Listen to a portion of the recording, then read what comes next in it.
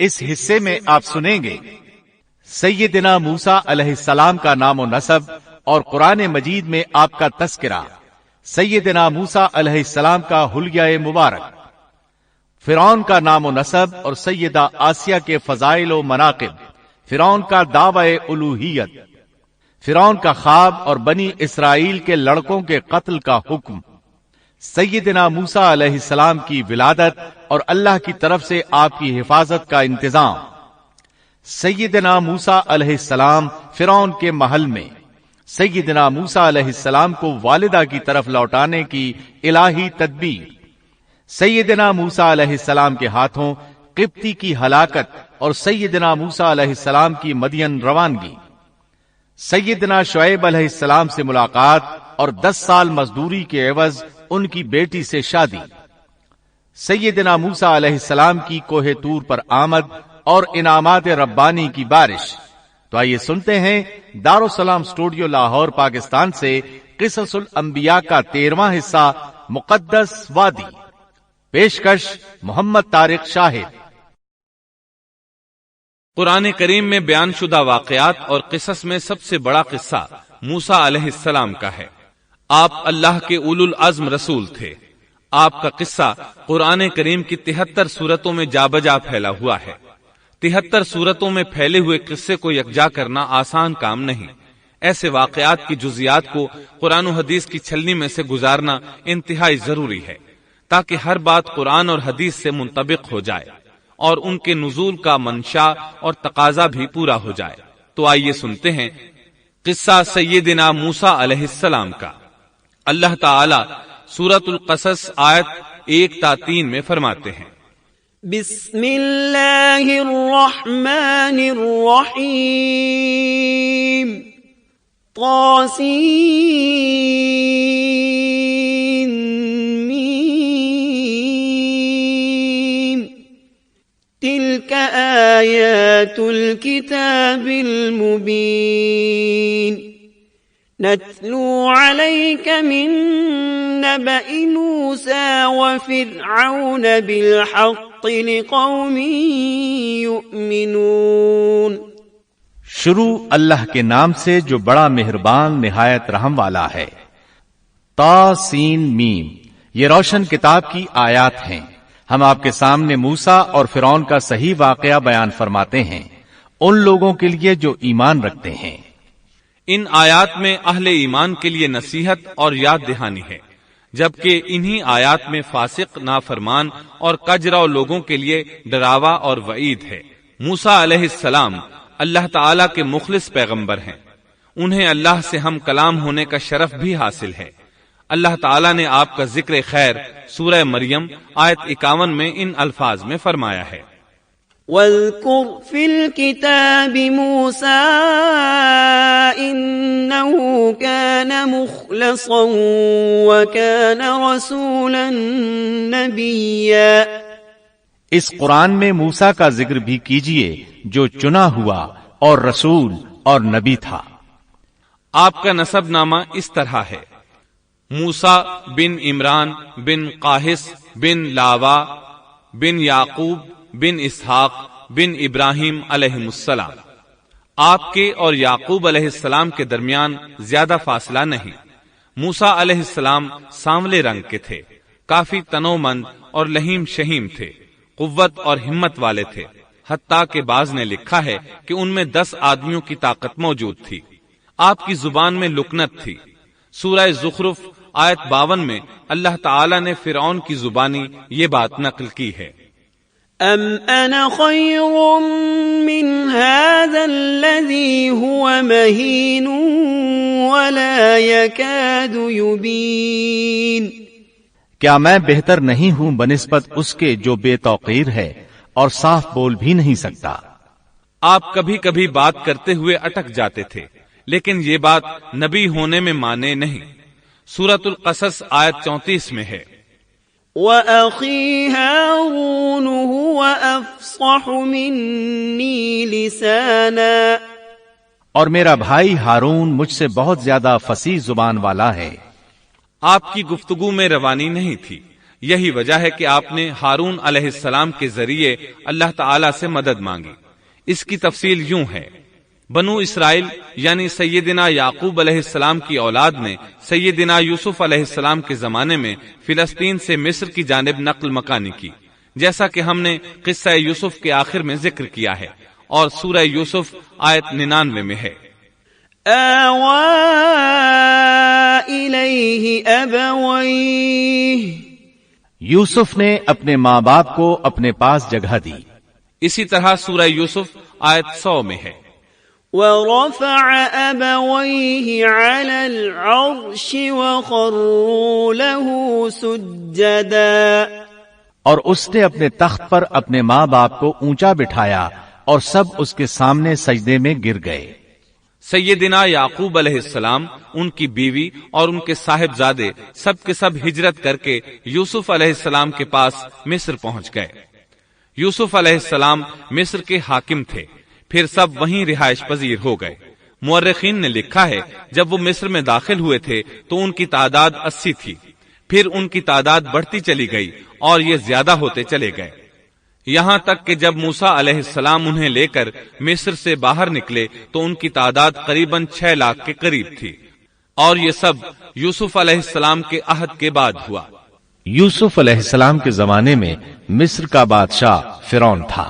فرعون ایک لقب ہے جیسے قیصر، کسرا اور نجاشی لقب ہیں۔ ملک حبشہ کے ہر بادشاہ کو نجاشی کہتے ہیں۔ ملک روم اور قسطنطنیہ کے ہر فرمان روا کو قیصر کہتے ہیں۔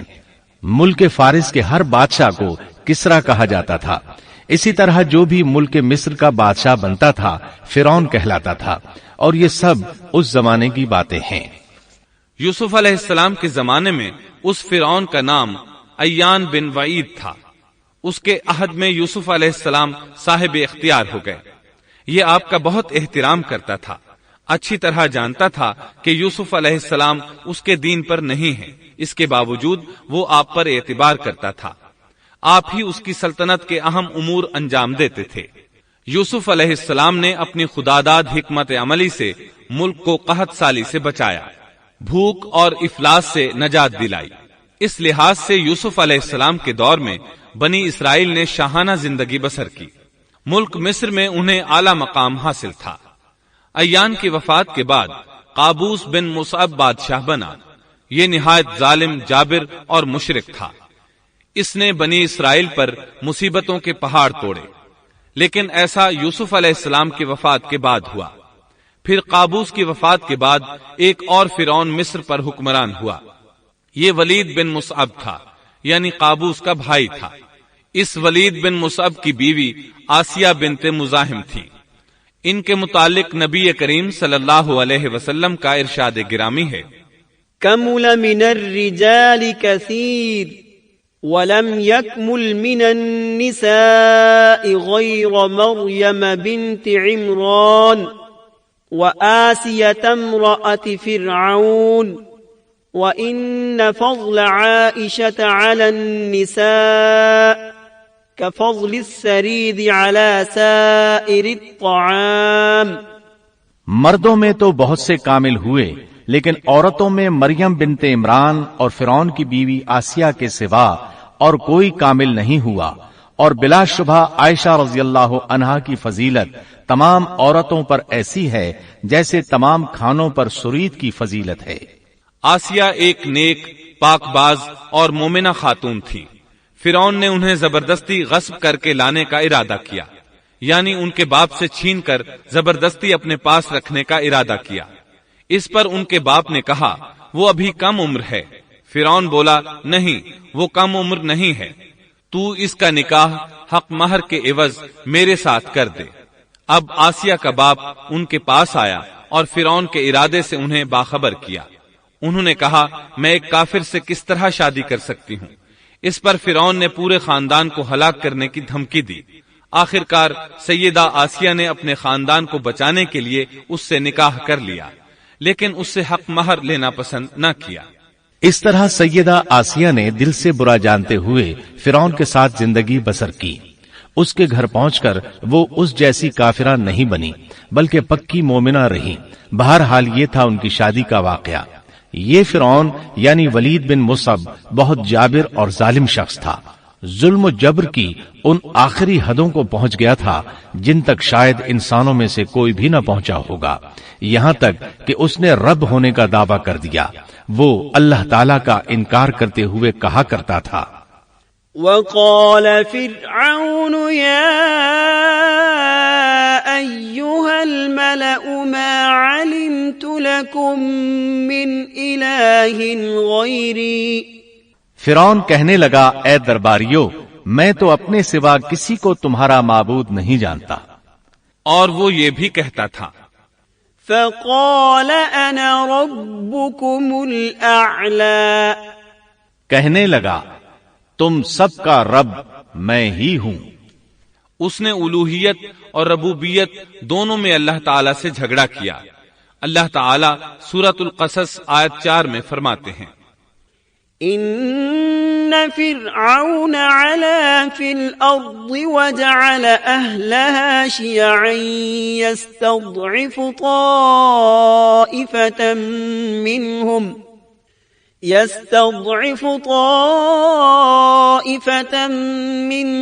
يذبح أبناءهم ويستحيي نساءهم إنه كان من المفسدين۔ یقیناً فرعون نے زمین میں سرکشی کر رکھی تھی اور وہاں کے لوگوں کو گروہ گروہ بنا رکھا تھا، اور ان کے ایک فرقے کو کمزور کر رکھا تھا، اور ان کے لڑکوں کو تو ذبح کر ڈالتا تھا اور ان کی لڑکیوں کو زندہ چھوڑ دیتا تھا۔ بلا شک و شبہ وہ تھا ہی فساد کرنے والوں میں سے۔ اس نے لوگوں کے گروہ اور جماعتیں بنا رکھی تھی۔ فرعون کے زمانے میں بنی اسرائیل سب سے حقیر اور کم درجہ قوم تھی۔ فرعون نے انہیں حد درجے ذلیل اور بے عزت بنا رکھا تھا۔ سبھی کو معاشرے میں نچلے طبقے میں شمار کیا جاتا تھا، جبکہ مصر میں یہی لوگ شاہانہ زندگی گزارا کرتے تھے۔ فرعون نے اعلان کرا رکھا تھا کہ بنی اسرائیل سب کے سب غلام ہیں۔ وہ ان سے زر خرید غلاموں کی طرح مزدوری لیا کرتا تھا۔ ان کی عورتوں سے لونڈیوں باندیوں جیسا برتاؤ کیا جاتا تھا۔ وہ جو چاہتا تھا ان سے کرتا تھا۔ اس نے یہ حکم اپنی رعایا میں عام دے رکھا تھا۔ مصر کے باشندے اعلیٰ درجے کے لوگ سمجھے جاتے تھے، وہ قبطی کہلاتے تھے۔ فرعون نے بنی اسرائیل کو غلام اور محکوم بنا رکھا تھا اور انہیں ہر طرح سے کمزور کر دیا تھا۔ اللہ تعالیٰ سورۃ القصص آیت 4 میں فرماتے ہیں، يستضعف طائفة منهم، اور اس نے ان میں سے ایک فرقے کو کمزور کر رکھا تھا۔ بنی اسرائیل اس ذلت سے نجات پانے کا انتظار کر رہے تھے، اور اس کی وجہ یہ تھی کہ انہیں ایک بشارت ملی ہوئی تھی۔ اس کے مطابق ان کا نظریہ تھا کہ فرعون کے گھر سے ایک بچہ نکلے گا جو انہیں نجات دلائے گا، اور یہ بھی بیان کیا جاتا ہے کہ یہ بشارت انہیں اس طرح ملی تھی کہ خود فرعون نے خواب دیکھا تھا کہ بیت المقدس سے آگ نکل کر مصر کی جانب بڑھتی چلی آ رہی ہے۔ وہ آگ مصر میں موجود تمام لوگوں کو جلائے ڈالتی ہے، مگر اس آگ سے بنی اسرائیل کے گھر محفوظ رہتے ہیں۔ فرعون نے اس خواب کی تعبیر کاہنوں سے پوچھی۔ وہ کاہن اس کے نزدیک عالم تھے۔ انہوں نے خواب کی تعبیر یہ بتائی کہ بنی اسرائیل میں ایک بچہ ایسا پیدا ہونے والا ہے جس کی وجہ سے مصریوں کی ہلاکت ہوگی۔ یہ تعبیر سن کر فرعون ڈر گیا۔ تب اس نے ایک خوفناک حکم جاری کیا، اقتلوا كل من يولد من بني اسرائیل، بنی اسرائیل میں جو بچہ پیدا ہو اسے قتل کر دیا جائے۔ اللہ کی قدرت دیکھیے کہ ہارون علیہ السلام اس سے پہلے پیدا ہو چکے تھے اور موسیٰ علیہ السلام کی والدہ امید سے تھی۔ فرعون نے اپنا حکم یوں جاری کیا تھا کہ اگر ان کے ہاں بیٹے پیدا ہوں تو انہیں قتل کر دو، بیٹیاں پیدا ہوں تو انہیں زندہ چھوڑ دیا جائے۔ چنانچہ ایسا ہی کیا جانے لگا۔ ہر نومولود بچے کو قتل کیا جانے لگا، بچیوں کو چھوڑ دیا جاتا۔ یہ تھا بچوں کو ذبح کرنے کا حکم جو بنی اسرائیل میں شروع ہوا۔ اس کا طریقہ انہوں نے یہ اختیار کیا کہ ہر حاملہ خاتون کی نگرانی شروع کر دی۔ دایا عورتوں کے ذمے یہ ڈیوٹی لگائی کہ حاملہ مستورات کی اطلاع دیں گی، اور جو دایا اطلاع نہ دیتی اسے بھی قتل کر دیا جاتا۔ اس طرح فرعون اور اس کے وزیروں کو ہر نو مولود سے باخبر رکھا جاتا تھا۔ ان دنوں سیدنا موسیٰ علیہ السلام کی والدہ اپنے حمل کے ابتدائی دنوں میں تھیں۔ انہوں نے اس بات کو چھپائے رکھا اور دایا کا کام کرنے والی عورتوں سے بھی خود کو چھپائے رکھا، یہاں تک کہ درد ذہ کا وقت آ پہنچا اور انہوں نے بچے کو جنم دیا۔ اس بارے میں سوائے قریبی لوگوں کے کوئی نہیں جانتا تھا۔ بچے کی پیدائش کے بعد وہ فکر مند رہنے لگیں۔ حمل کے دنوں میں تو انہوں نے خود کو چھپا لیا تھا، اب بچے کو کیسے چھپائیں؟ پھر بھی اپنی پوری کوشش کرتی رہیں، یہاں تک کہ ان کے پاس اللہ کا حکم آ گیا۔ یہ حکم اللہ نے ان کے دل میں ڈالا تھا، یعنی القاء کیا گیا تھا۔ یہ وہ وحی نہیں تھی جو پیغمبروں پر آتی ہے۔ سورۃ القصص آیت 7 میں ہے، وَأَوْحَيْنَا إِلَىٰ أُمِّ مُوسَىٰ أَنْ أَرْضِعِيهِ فَإِذَا خِفْتِ عَلَيْهِ فَأَلْقِيهِ فِي الْيَمِّ وَلَا تَخَافِي وَلَا تَحْزَنِي إِنَّا رَادُّوهُ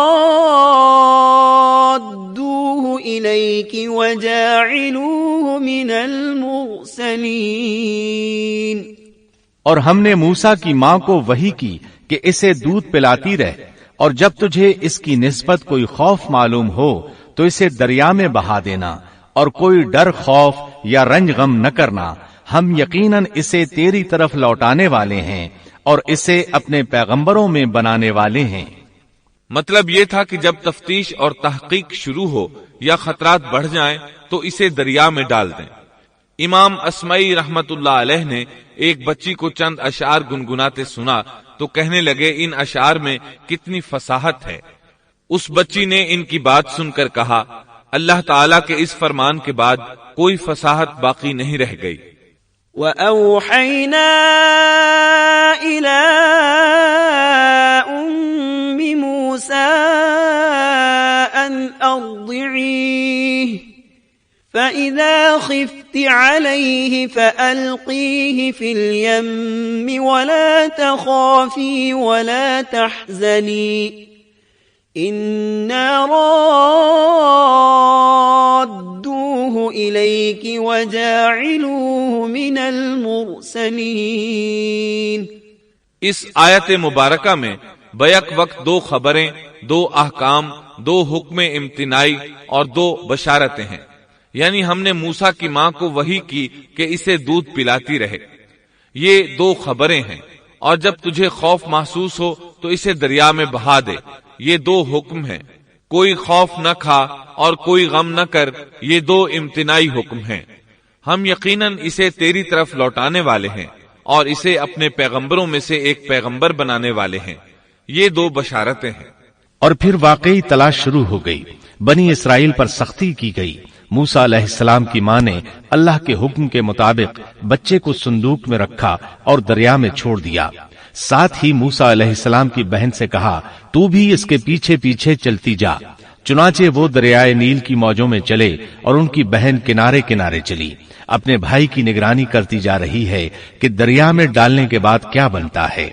اللہ تعالیٰ سورۃ القصص آیت 11 میں فرماتے ہیں، وَقَالَتْ لِأُخْتِهِ قُصِّيهِ فَبَصُرَتْ بِهِ عَن جُنُبٍ وَهُمْ لَا يَشْعُرُونَ۔ موسیٰ کی والدہ نے ان کی بہن سے کہا، تو اس کے پیچھے پیچھے جا، تو وہ اسے دور ہی دور سے دیکھتی رہی اور فرعونیوں کو اس کا علم بھی نہ ہوا۔ صندوق بہتا ہوا فرعون کے محلات کے قریب آن ٹھہرا۔ محلات دریائے نیل کے کنارے تھے۔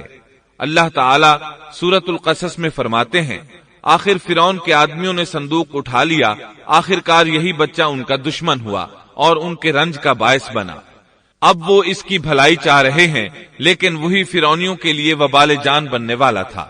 اللہ سورۃ القصص آیت 8 میں فرماتے ہیں، إن فرعون وهامان وجنودهما كانوا خاطئين۔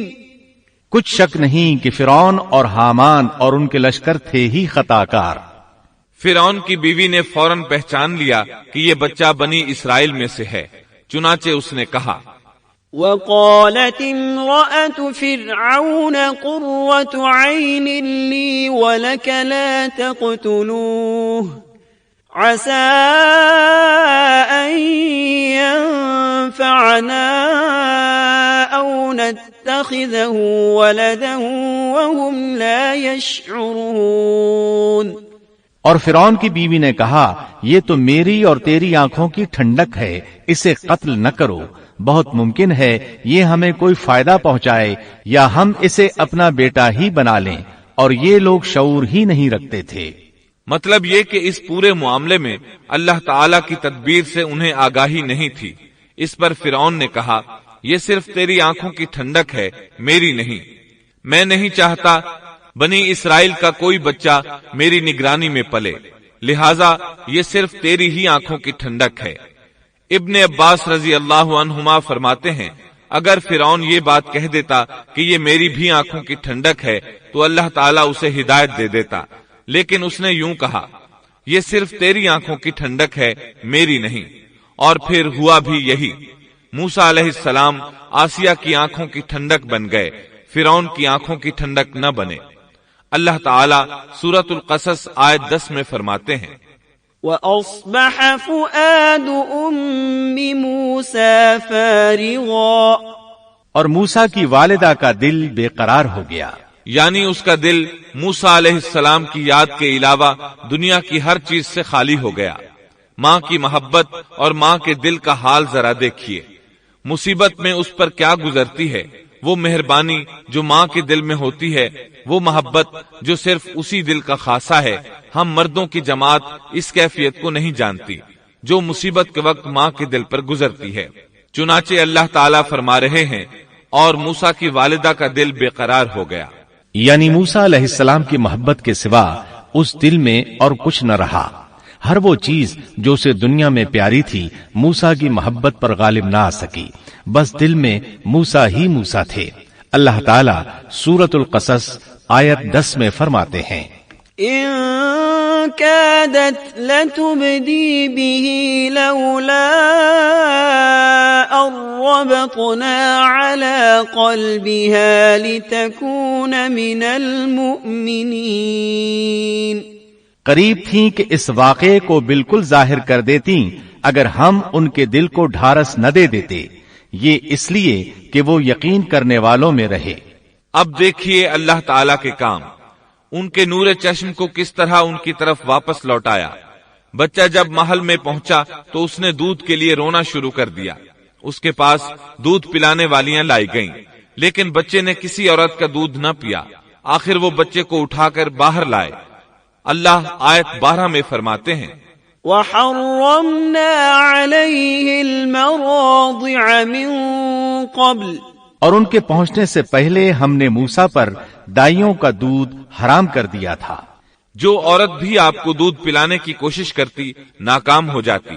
اب ظاہر ہے یہ رکاوٹ تو اللہ تعالیٰ کی طرف سے تھی، کوئی دودھ پلانے میں کامیاب ہو بھی کیسے سکتی تھی۔ ادھر موسیٰ علیہ السلام کی بہن دور کھڑی یہ سب دیکھ رہی تھی۔ سورۃ القصص آیت 12 میں ہے فقالت هل أدلكم على أهل بيت يكفلونه لكم وهم له ناصحون۔ یہ کہنے لگیں کیا میں تمہیں ایسا گھرانہ نہ بتاؤں جو اس بچے کی تمہارے لیے پرورش کرے اور ہوں بھی وہ اس بچے کے خیر خواہ۔ انہوں نے پوچھا اے بچی تو کیسے جانتی ہے کہ وہ اس بچے کی خیر خواہی کریں گی؟ بچی نے جواب دیا اس لیے کہ وہ ایک غریب گھرانہ ہے، جب انہیں معلوم ہوگا کہ یہ بچہ فرعون کے گھر سے آیا ہے تو انہیں انعام و اکرام ملنے کی امید رہے گی۔ اس گھر میں ایک نیک سیرت خاتون ہے، وہ اس بچے کو بخوشی دودھ پلانا قبول کرے گی۔ انہوں نے کہا چلو ٹھیک ہے۔ چنانچہ آپ کی بہن انہیں گھر لے آئی۔ والدہ محترمہ نے بچے کو دودھ پلایا تو آپ نے فوراً دودھ پینا شروع کر دیا۔ سیدہ آسیہ نے ان کی طرف پیغام بھیجا کہ وہ محل میں آ جائے اور جب تک بچہ دودھ پیتا رہے وہ اس کے پاس محل ہی میں رہے۔ لیکن موسیٰ علیہ السلام کی ماں نے انکار کر دیا۔ انہوں نے کہا میرے اہل و عیال ہیں، میرے خاوند بھی ہیں، لہٰذا ان کے ہوتے ہوئے میں گھر نہیں چھوڑ سکتی۔ اب چونکہ بچے نے کسی اور کا دودھ پینا قبول نہیں کیا تھا، اس لیے وہ خود بچے کو لے کر آتے تھے۔ اس طرح موسیٰ علیہ السلام کی والدہ کا بے حد احترام ہونے لگا۔ فرعون کے ہر کارے تحفے تحائف ان کے گھر لانے لگے۔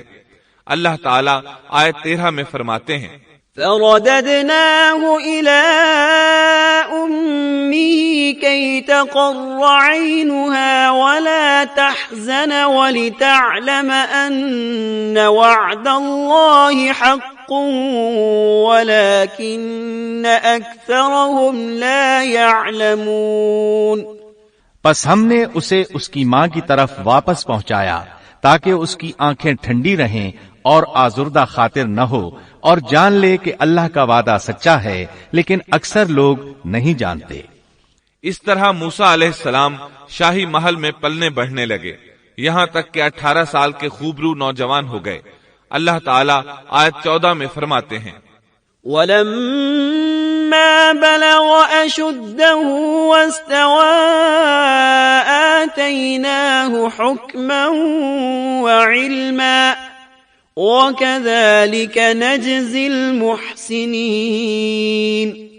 اور جب موسیٰ اپنی جوانی کو پہنچ گئے اور پورے توانا ہو گئے تو ہم نے انہیں علم و حکمت عطا فرمایا، نیکی کرنے والوں کو ہم اسی طرح بدلہ دیا کرتے ہیں۔ وقت گزرتا رہا۔ ایک روز آپ ایسے وقت میں راستے سے گزر رہے تھے جس وقت عموماً لوگ گھروں سے نہیں نکلا کرتے تھے۔ کہا جاتا ہے وہ دوپہر کا وقت تھا۔ آپ شہر میں داخل ہوئے، لوگ غفلت میں تھے، بس اکا دکا لوگ باہر تھے۔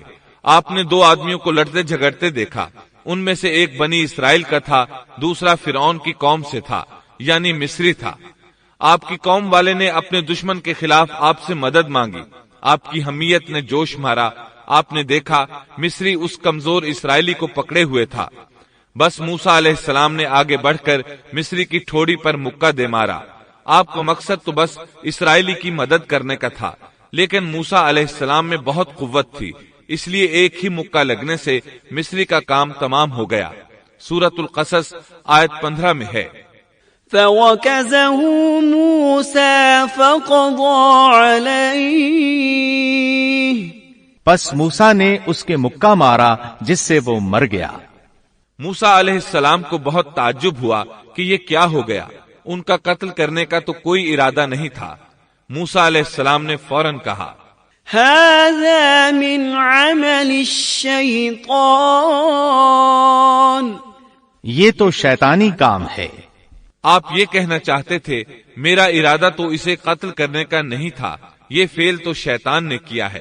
شیطان ہی نے مجھے بے قابو کر دیا تھا، مجھے اپنی طاقت پر اختیار نہ رہا، مجھ سے اس انسان کے قتل والا برا کام سرزد کرا دیا۔ آیت 15 میں اللہ تعالیٰ فرماتے ہیں إِنَّهُ عَدُوٌّ مُضِلٌّ مُبِينٌ، یقیناً شیطان دشمن اور کھلے طور پر بہکانے والا ہے۔ اس سے معلوم ہوا کہ موسیٰ علیہ السلام جانتے تھے شیطان دشمن ہے، وہ گمراہ کرتا ہے، اور یہ بھی معلوم ہوا کہ آپ موحد تھے، توحید پرست تھے اور مشرکین میں سے نہ تھے۔ یہی تو باتیں ہیں جو اللہ تعالیٰ نے بیان فرمائی ہیں۔ مثلاً آیت 14 میں ہے وَكَذَلِكَ نَجْزِي الْمُحْسِنِينَ، اور نیکی کرنے والوں کو ہم اسی طرح بدلہ دیا کرتے ہیں۔ آپ ایمان پر تھے، کفر پر نہیں تھے۔ آپ نے اللہ تعالیٰ سے اس بلا ارادہ ہو جانے والے گناہ کی معافی مانگی، اللہ تعالیٰ کے حضور توبہ کی، جیسا کہ آیت 16 میں آتا ہے قال رب إني ظلمت نفسي فاغفر لي فغفر له إنه هو الغفور الرحيم۔ پھر کہنے لگا کہ اے پروردگار، میں نے خود اپنے اوپر ظلم کیا، تو مجھے معاف فرما دے۔ اللہ نے اسے بخش دیا، وہ بخشنے والا اور بہت مہربانی کرنے والا ہے۔ یہ گناہ بلا ارادہ ہوا تھا، خطا تھی۔ پھر آپ نے ان الفاظ میں اللہ سے وعدہ کیا قال رب بما أنعمت علي فلن أكون ظهيرا للمجرمين. کہنے لگا اے میرے رب جیسے تو نے مجھ پر یہ کرم کیا میں بھی اب ہرگز کسی گناہگار کا مددگار نہیں بنوں گا. آپ کا مطلب یہ تھا کہ باری تعالی آپ نے مجھے معافی دے کر مجھ پر کرم کیا. گویا آپ کو سمجھ آ گئی تھی کہ اللہ تعالیٰ نے ان کی توبہ قبول کر لی ہے، ان پر رحم فرما دیا ہے. چنانچہ اب وعدہ کر رہے ہیں کہ کسی گناہگار کی کبھی مدد نہیں کریں گے بلکہ ان کے خلاف رہیں گے. تاہم انہیں اس بات کا خدشہ لاحق ہو گیا تھا کہ کہیں انہیں اس مصری کے قتل کے بدلے میں قتل نہ کر دیا جائے، جیسا کہ آیت 18 میں آتا ہے. فأصبح في المدينة خائفا يترقب فإذا الذي استنصره بالأمس يستصرخه قال له موسى إنك لغوي مبين. صبح ہی صبح ڈرتے اندیشے کی حالت میں خبریں لینے کے لیے شہر میں گئے. اچانک دیکھا کہ وہی شخص جس نے کل ان سے مدد طلب کی تھی ان سے فریاد کر رہا ہے. موسیٰ نے اس سے کہا کہ اس میں شک نہیں تو سری گمراہ ہے. مطلب یہ کہ جب وہ شہر پہنچے تو انہوں نے کل جیسا ہی منظر دیکھا. وہی اسرائیلی ایک دوسرے مصری سے لڑ رہا تھا. انہیں دیکھ کر اس نے پھر ان سے مدد مانگی. تب آپ نے فرمایا تو جھگڑالو آدمی ہے. تاہم آپ آگے بڑھے تاکہ مصری کے مقابلے میں اس کی مدد کریں. تب وہ کہنے لگا قال يا موسى أتريد أن تقتلني كما قتلت نفسا بالأمس. وہ کہنے لگا کہ موسیٰ کیا جس طرح تو نے کل ایک شخص کو قتل کیا ہے مجھے بھی مار ڈالنا چاہتا ہے. اس کی اس بات سے موسیٰ علیہ السلام سمجھ گئے کہ کل والی خبر شہر میں پھیل چکی ہے. اب انہوں نے خود کو چھپانا چاہا. اس وقت آپ کے پاس آل فرعون میں سے ایک مومن آدمی بھاگتا ہوا آیا. وہ موسیٰ علیہ السلام سے بہت محبت کرتا تھا. اس کا ذکر آیت 20 میں آیا ہے. وجاء رجل من أقصى المدينة يسعى قال يا موسى إن الملأ يأتمرون بك ليقتلوك فاخرج إني لك من الناصحين. شہر کے پرلے کنارے سے ایک شخص دوڑتا ہوا آیا اور کہنے لگا موسیٰ یہاں کے سردار تیرے قتل کا مشورہ کر رہے ہیں پس تو فوراً چلا جا مجھے اپنا خیر خواہ مان. اس سے پہلے کہ وہ تجھے گرفتار کر لیں جلدی کر یہاں سے نکل جا. آپ خوف زدہ ہو گئے کیونکہ فرعون تو پہلے ہی آپ سے محبت نہیں کرتا تھا. اس نے تو آپ کو سیدہ آسیہ کے کہنے پر محل میں رکھا تھا. اس کے علاوہ فرعون کی قوم کے دوسرے سردار بھی یہ بات اچھی طرح جانتے تھے کہ آپ بنی اسرائیل میں سے ہیں. وہ آپ سے بغض رکھتے تھے. اب تو ان کے ہاتھ موقع آ گیا تھا. اس موقع سے فائدہ اٹھاتے ہوئے انہوں نے قتل کا مشورہ کیا تھا. چنانچہ موسیٰ علیہ السلام وہاں سے خوف زدہ ہو کر نکل کھڑے ہوئے. مصری آپ کی تلاش میں تھے. فرعون نے اپنے جاسوس آپ کی تلاش میں بھیج دیے تھے. ادھر موسیٰ علیہ السلام اللہ تعالی سے یہ دعا مانگ رہے تھے رب نجنی من القوم الظالمین. اے میرے پروردگار مجھے ظالموں کے گروہ سے بچا لے.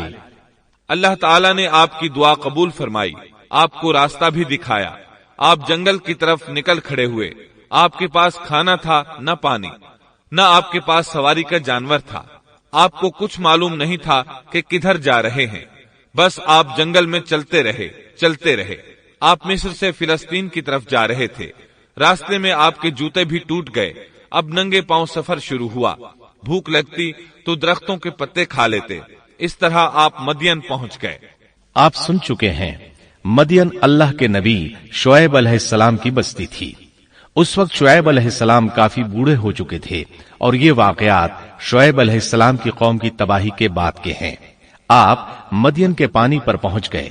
بستی کے باہر ان لوگوں کی پانی کی جگہ تھی. وہیں وہ لوگ اپنے جانوروں کو پانی پلاتے تھے. اپنے لیے بھی وہیں سے پانی لیتے تھے.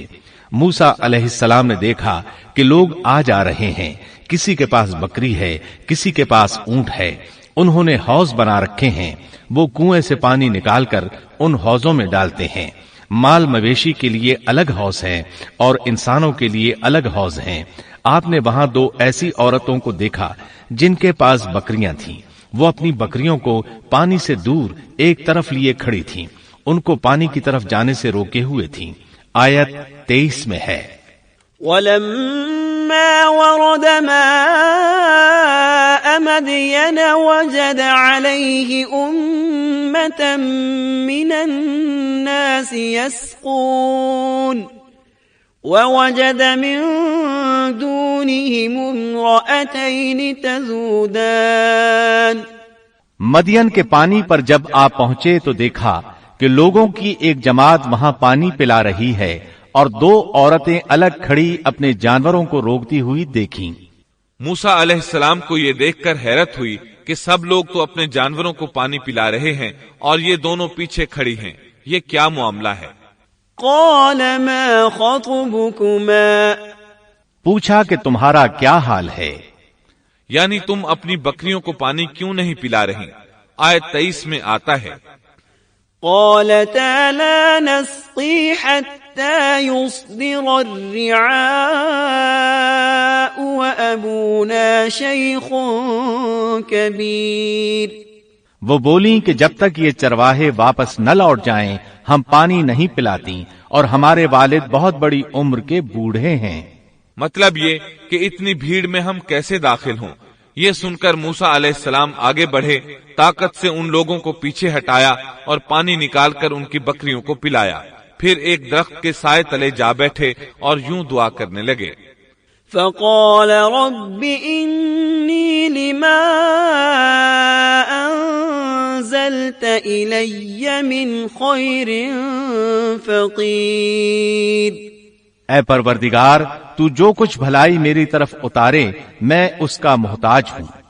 سیدنا عبداللہ بن عباس رضی اللہ عنہما بیان کرتے ہیں کہ سیدنا موسیٰ علیہ السلام ننگے پاؤں مدین پہنچے تھے، ان کے پیروں کی جلد اتر گئی تھی، پیٹ بھوک کی شدت کی وجہ سے کمر سے لگ رہا تھا، درختوں کے پتے کھاتے رہے تھے اس لیے ان کے منہ سے پتوں کی بو آتی تھی، لہٰذا اس وقت وہ سخت حاجت مند تھے، بھوک شدید تھی، اذیت بھی بہت پہنچی تھی، لیکن وہ کسی سے بھی سوال کرنے کے لیے تیار نہیں تھے۔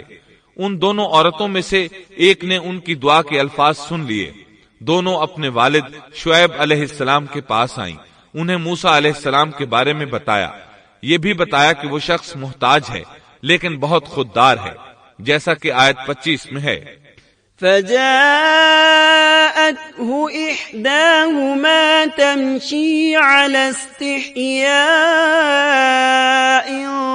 قالت إن أبي يدعوك ليجزيك أجر ما سقيت لنا۔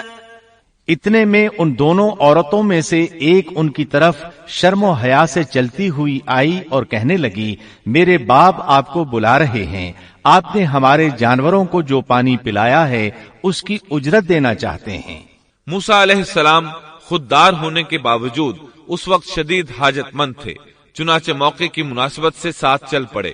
وہ عورت مارے حیا کے چھپ رہی تھی، یہ بات محسوس کر کے موسیٰ علیہ السلام اس سے آگے چلنے لگے، کوئی موڑ نہ ہوتا تو لڑکی اس سمت میں کنکر پھینک دیتی، موسیٰ علیہ السلام اس سمت میں مڑ جاتے، اس طرح وہ گھر تک پہنچے۔ موسیٰ علیہ السلام کی ملاقات شعیب علیہ السلام سے ہوئی، انہوں نے اپنے بارے میں بتایا، جو واقعات ان کے ساتھ پیش آئے تھے وہ بتائے۔ شعیب علیہ السلام نے ان سے فرمایا، قال لا تخف نجوت من القوم الظالمین۔ کہنے لگے اب نہ ڈر، تو نے ظالم قوم سے نجات پالی۔ اس وقت دونوں لڑکیوں میں سے ایک نے کہا، قالت احداهما يا ابت استأجره ان خير من استأجرت القوي الامين۔ ان دونوں میں سے ایک نے کہا کہ ابا جان آپ انہیں مزدوری پر رکھ لیجئے، کیونکہ جنہیں آپ اجرت پر رکھیں ان میں سے سب سے بہتر وہ ہے جو مضبوط اور ایماندار ہو۔ پھر شعیب علیہ السلام نے ان سے اپنی ایک بیٹی کا نکاح کرنا چاہا، جبکہ موسیٰ علیہ السلام کے پاس تو کوئی چیز نہیں تھی، لہذا سوال یہ پیدا ہوا کہ حق مہر کیا طے کیا جائے۔ قال انی اريد ان انكحك احدى ابنتي هاتين على ان تأجرني 8 حجج۔ اس نے کہا میں اپنی ان دونوں لڑکیوں میں سے ایک کو آپ کے نکاح میں دینا چاہتا ہوں، اس پر کہ آپ 8 سال تک میرا کام کاج کریں۔ ساتھ ہی فرمایا فَإِنْ أَتْمَمْتَ 10 فَمِنْ عِنْدِكَ۔ ہاں اگر آپ 10 سال پورے کریں تو یہ آپ کی طرف سے بطور احسان کے ہے، یعنی 8 سال تک آپ ضرور بکریاں چرائیں گے، اس کے بعد کے 2 سال کا آپ کو اختیار ہے، اگر آپ خوشی سے 2 سال تک اور بھی میرا کام کریں تو اچھا ہے، ورنہ آپ پر لازم نہیں ہے، جیسا کہ آیت 27 میں ہے۔ وَمَا أُرِيدُ أَنْ أَشُقَّ عَلَيْكَ سَتَجِدُنِي إِنْ شَاءَ اللَّهُ مِنَ الصَّالِحِينَ۔ میں ہرگز یہ نہیں چاہتا کہ آپ کو کسی مشقت میں ڈالوں، اللہ کو منظور ہے تو آگے چل کر آپ مجھے بھلا آدمی پائیں گے۔ شعیب علیہ السلام کی بات کا موسیٰ علیہ السلام نے جو جواب دیا وہ آیت 28 میں ہے۔ قال ذلك بيني وبينك أيما الأجلين قضيت فلا عدوان علي والله على ما نقول وكيل۔ موسیٰ نے کہا خیر تو یہ بات میرے اور آپ کے درمیان پختہ ہو گئی، میں ان دونوں مدتوں میں سے جسے پورا کروں مجھ پر کوئی زیادتی نہ ہو، ہم یہ جو کچھ کہہ رہے ہیں اس پر اللہ کارساز ہے۔ مطلب یہ کہ سیدنا موسیٰ علیہ السلام کہہ رہے ہیں کہ اب یہ اختیار میرا ہے کہ میں 8 سال پورے کروں یا 10 سال، مجھ پر کوئی زیادتی نہیں ہوگی۔ ابن عباس رضی اللہ عنہما سے پوچھا گیا موسیٰ علیہ السلام نے کون سی مدت پوری کی تھی؟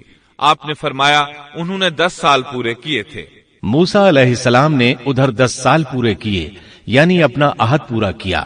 اب انہیں خیال آیا کہ کافی وقت گزر چکا ہے اور حالات بھی بدل چکے ہیں، لہٰذا اب میں واپس مصر جا سکتا ہوں، اپنی والدہ، اپنے بھائی اور بہن سے ملنا چاہیے۔ فَلَمَّا قَضَى مُوسَى الْأَجَلَ وَسَارَ بِأَهْلِهِ۔ جب موسیٰ نے مدت پوری کر لی اور اپنے گھر والوں کو لے کر چلے، مطلب یہ کہ 10 سال پورے کر لیے، اب اپنی بیوی کو لے کر مصر کی طرف روانہ ہوئے، لیکن آپ مصر کا راستہ تو جانتے ہی نہ تھے، کسی سے پوچھنا چاہتے تھے، رات سرد تھی، سردی پورے زوروں پر تھی، ان کے پاس آگ جلانے کے لیے کچھ نہ تھا، انہیں آگ کی تلاش تھی۔ اللہ تعالیٰ سورہ طٰہٰ آیت 9 تا 10 میں فرماتے ہیں وَهَلْ أَتَاكَ حَدِيثُ مُوسَىٰ إِذْ رَأَىٰ نَارًا۔ تجھے موسیٰ کا قصہ بھی معلوم ہے جبکہ اس نے آگ دیکھی۔ موسیٰ علیہ السلام کو دور، بہت دور پہاڑ کی چوٹی پر آگ نظر آئی اور انہیں آگ کی شدید ضرورت تھی تاکہ آگ تاپ سکیں اور اس کے ذریعے راستہ دیکھ سکیں، اور رات انتہائی سرد اور تاریک تھی، اور یہ سب تقدیر الہی ہے۔ وہی ذات ہے جس نے رات کو تاریک اور سرد بنایا تھا، اسی نے آگ کی شدید حاجت پیدا کی تھی تاکہ آپ کو نبوت سے سرفراز کیا جا سکے۔ انہوں نے آگ دیکھی تو اپنے گھر والوں سے کہا انی آنست نارا لعلی آتیکم منها بقبس او اجد علی النار ہدا۔ مجھے آگ دکھائی دی ہے، بہت ممکن ہے کہ میں اس کا کوئی انگارہ تمہارے پاس لاؤں یا آگ کے پاس سے راستے کی اطلاع پاؤں۔ جب موسیٰ علیہ السلام آگ کے قریب پہنچ گئے تو وہاں ایک عجیب ہی نظارہ تھا۔ قرآن کریم نے اور بھی کئی منظر بیان فرمائے ہیں، لیکن یہ منظر ان سب سے انوکھا منظر تھا۔ یہ آگ نہیں تھی بلکہ ایک بہت بڑے کانٹے دار درخت کے اندر سے نور نکل رہا تھا، یا یوں کہہ لیں کہ درخت سے آگ کے شعلے نکل رہے تھے۔ موسیٰ علیہ السلام بہت حیران ہوئے، ذرا اور قریب ہوئے تو درخت اور زیادہ منور نظر آیا، پھر انتہائی قریب چلے آئے، تب اس درخت میں سے آواز سنائی دی۔ یہ آواز اللہ سبحانہ و تعالی اور ایک انسان کے درمیان براہ راست خطاب تھا۔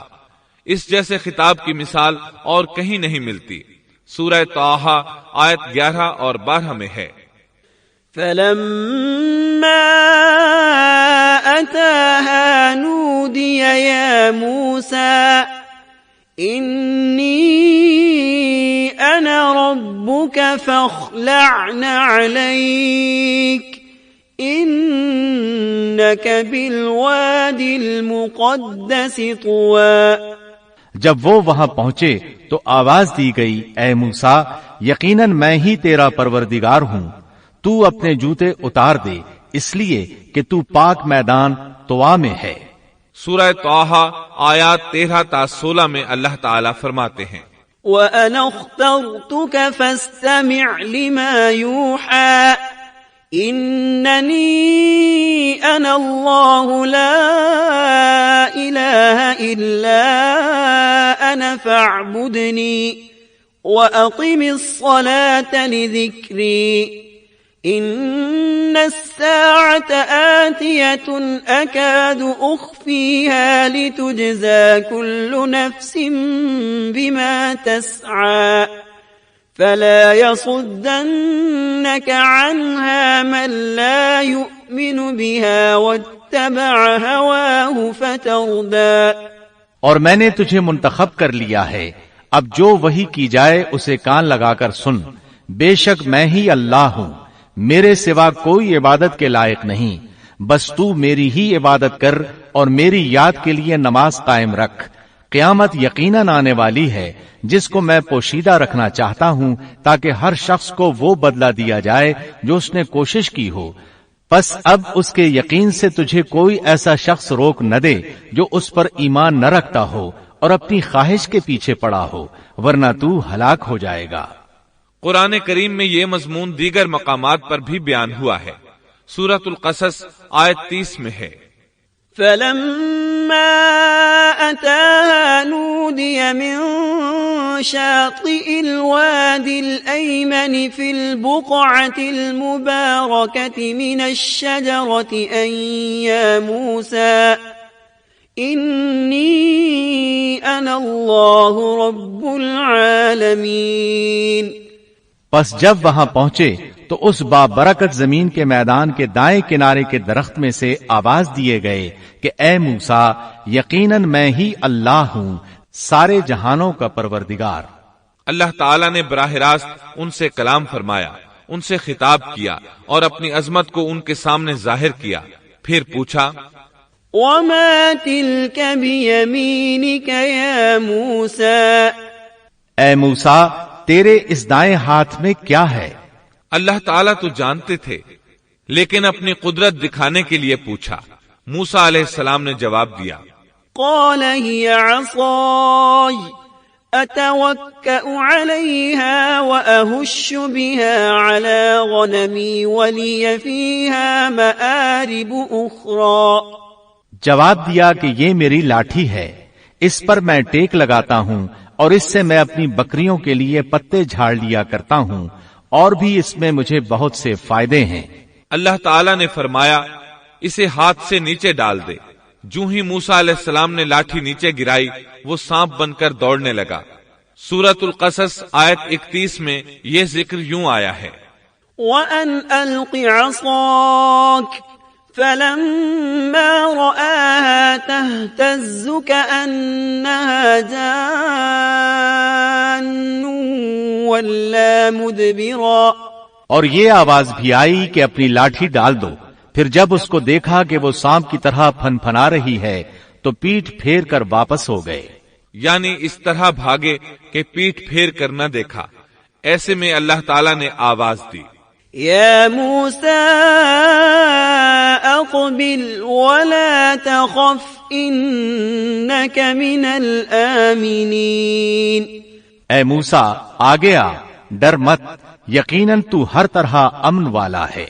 اسی طرح سورہ طٰہٰ آیت 21 میں فرمایا، قال خذها ولا تخف سنعيدها سيرتها الأولى، فرمایا بے خوف ہو کر اسے پکڑ لے، ہم اسے اسی پہلی سی صورت میں دوبارہ لا دیں گے، یعنی اسے دوبارہ لاٹھی بنا دیں گے۔ موسیٰ علیہ السلام واپس پلٹے، اس کو دم سے پکڑا تو وہ پھر لاٹھی بن گئی۔ محترم سامعین، ابھی آپ دارالسلام اسٹوڈیو لاہور پاکستان سے قصص الانبیاء کا 13واں حصہ مقدس وادی سن رہے تھے۔ قصص الانبیاء کے 14ویں حصے جادوگروں سے مقابلہ میں آپ یہ سنیں گے: سیدنا موسیٰ علیہ السلام کی رسالت اور معجزات، فرعون کو دعوت توحید کا حکم اور سیدنا موسیٰ علیہ السلام کی التجا پر ہارون علیہ السلام کی منصب نبوت سے سرفرازی، فرعون کی سیدنا موسیٰ علیہ السلام کو دھمکی اور سیدنا موسیٰ علیہ السلام کا فرعون پر اتمام حجت، فرعون کا جادوگروں کے ذریعے مقابلے کا چیلنج، سیدنا موسیٰ علیہ السلام اور جادوگروں کا آمنا سامنا، جادوگروں کی شکست اور قبول اسلام، فرعون کی جادوگروں کو دھمکیاں اور جادوگروں کا اللہ پر توکل کامل، قوم فرعون کے ایک مومن کا اعلان حق اور درباریوں کا کفر و عناد، بنی اسرائیل کو صبر کی تلقین اور آل فرعون کے لیے بد دعا،